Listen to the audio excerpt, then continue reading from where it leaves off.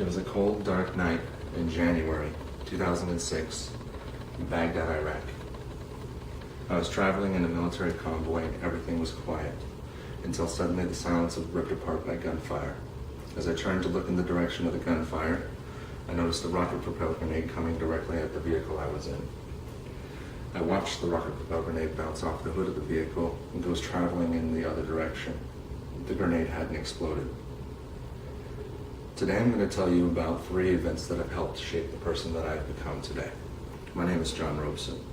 The story that I just told you is a part of a series of events that happened over a 9-month period in 2006. During this time, I was doing military convoys throughout Iraq. We would travel every day outside of the base with little to no protection in hostile enemy territory.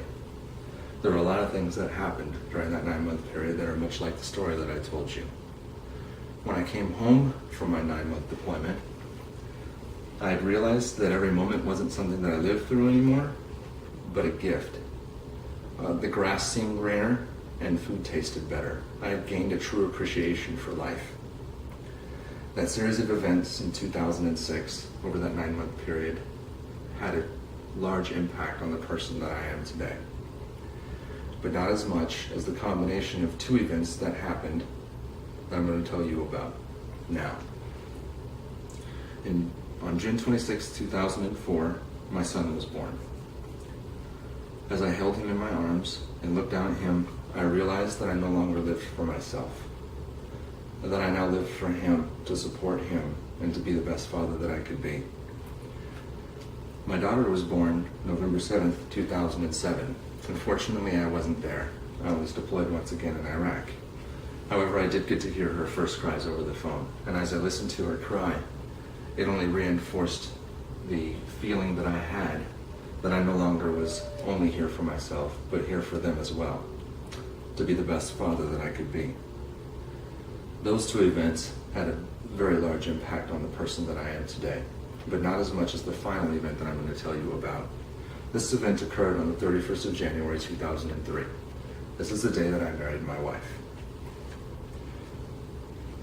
Since that day, through great compassion and caring, my wife has helped me identify my weaknesses and turn them into my strengths. She continues to do this and makes me a stronger man.